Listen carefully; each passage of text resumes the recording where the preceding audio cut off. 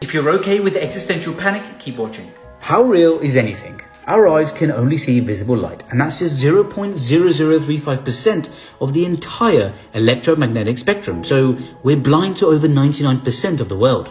Not just that, but we have a hole in the back of the eye where the optic nerve exits the eyeball. There are no photoreceptors here, but instead of seeing holes, the brain fills in the blanks with its memory instead of real-time information. Similarly, our hearing range is limited from 20 Hz to around 20,000 Hz. Above and below this, our brain is deaf to those sounds. The world is noisy and we're deaf to most of it. Animals, plants and bugs communicate with each other, and it's even thought that plants scream when they're cut, emitting ultrasonic screams. Same thing with smell. We've trained dogs to sniff out cancer, Parkinson's and even COVID. But our olfactory neurons are just nowhere near complex enough to decipher these odors. Not just that, but here's something wild. This is the chemical indole. In small concentrations, we associate it with something flowery, but in large concentrations, it smells like poo.